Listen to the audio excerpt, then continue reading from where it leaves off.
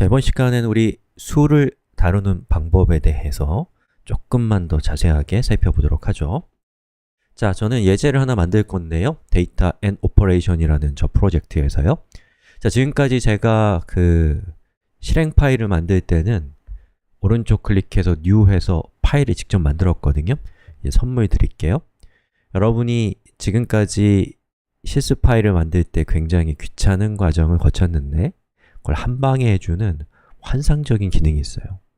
자, 우리가 만들었던 데이터 type.java 파일 한번 열어보면은 보시는 것처럼 클래스를 만드는 거예요. 클래스가 뭔지 우리 잘 모르지만 자꾸 이런 용어에 익숙해져야 됩니다.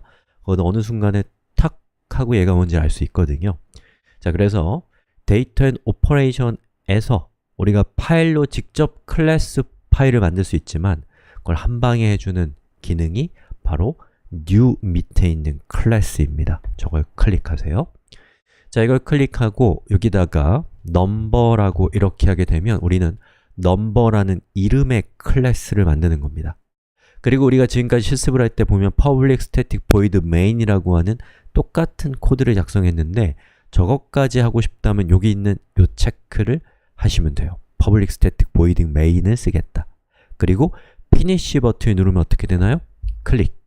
그럼 보시는 것처럼 number.java라는 파일과 그리고 main이라고 하는 소위 메소드라고 하는 것이 생성된 것을 볼 수가 있습니다. 여기에 있는 저 주석은 지우시면 돼요. 어때요? 정말 편리하죠? 선물이에요. 자, 그러면 제가 숫자를 한번 써볼게요. 6 그리고 뒤에다가 2라고 이렇게 하고 수학에서 가장 기본적이고 중요한 연산은 사칙연산이죠? 사칙연산 어떻게 하는지 볼까요? 자, 이렇게 더하기를 하면 이거 결과가 뭐겠어요? 8이겠죠? 중간에 제가 띄운 건 보기 좋으라고 띄운 것 뿐입니다. 자, 그 다음 빼기는 6 빼기 2 하면 되겠죠? 그럼 뭐겠어요? 4가 될 겁니다. 자, 실행 한번 해볼까요? 못 믿으실 수도 있으니까. 자, 실행. 그럼 보시는 것처럼 8과 4가 나오죠? 자, 그 다음에 곱하기부터는 조금 코딩이 처음이신 분들은 어려울 수 있는데 곱하기 기호는 없어요, 키보드에. 예, x가 있긴 하지만 그건 곱하기는 아니라 문자잖아요. 그래서 6 별표 그리고 2라고 하게 되면 2, 6, 12가 되는 겁니다. 자, 그리고 나누기는 6 나누기 기호도 없단 말이에요. 그래서 슬래시라고 하는 기호가 나누기의 역할을 합니다. 그러면 결과는 3이 되는 거죠. 한번 실행해 볼까요? 자, 보시는 것처럼 이렇게 우리가 예상했던 실행 결과가 나오는 것을 볼 수가 있습니다. 자, 여기에 있는 이 더하기, 빼기, 곱하기, 나누기라고 하는 이런 것들을 뭐라고 하냐면 연산자, 영어로는 operator라고 부릅니다. 제가 이렇게 써놨습니다. operator. 그리고 우리가 컴퓨터를 통해서 또 자바를 통해서 할 수 있는 수학적인 작업들이 단지 저런 연산자, 기본적인 사칙연산뿐만 아니라 아주 복합적이고 복잡한 연산까지도 컴퓨터로 여러분이 직접 할 수 있고 그런 것들을 대신해주는 수많은 다른 사람이 만든 것들이 있단 말이에요. 그런 것들을 여러분이 이용해서 수학적인 어떤 일들을 처리할 수 있다라는 겁니다.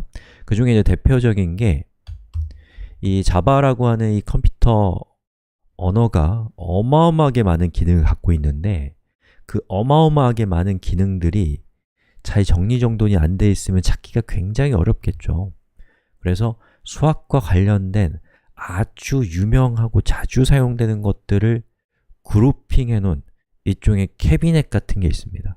그게 뭐냐면 매스라는 거예요. 해볼까요? 자, 매스라고 하고요.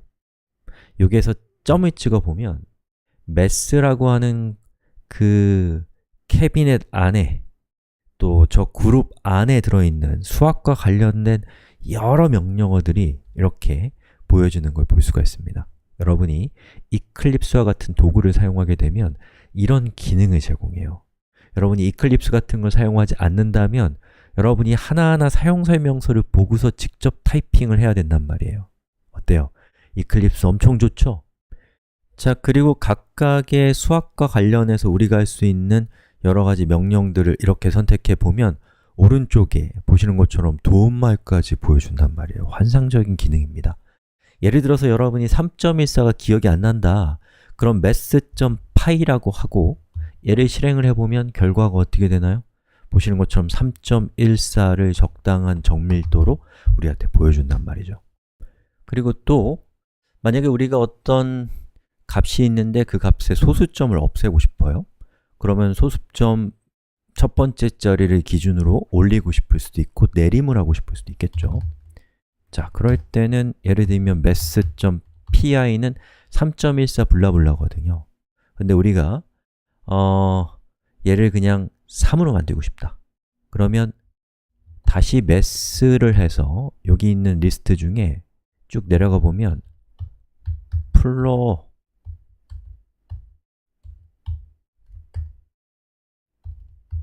플로어는 이제 바닥이란 뜻이고 수학적으로는 내림이거든요. 그럼 요거를 이렇게 해서 얘를 이렇게 해주면 이게 어떻게 되겠어요?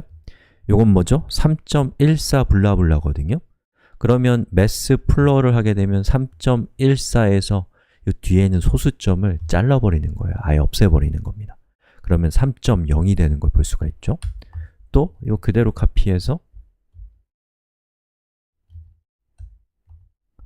여기 있는 math를 실, 요거 이제 천정이란 뜻인데 올림이란 뜻입니다. 그럼 어떻게 될까요? 3.14의 뒤에 1이 있으면 그 앞에 있는 값을 1을 그냥 올려버리는 거죠. 그러면 이제 4가 되는 겁니다. 이렇게 우리가 숫자라는 데이터 타입을 표현할 수 있게 되고 또 이 숫자 관련된 기본적인 연산자들 그리고 그 연산자보다 조금 더 복합적인 이러한 명령들을 알게 되면 여러분은 자바를 통해서 여러 가지 수학적인 작업들을 처리할 수 있게 됩니다. 어때요? 대단한 힘을 갖게 된 게 느껴지시나요?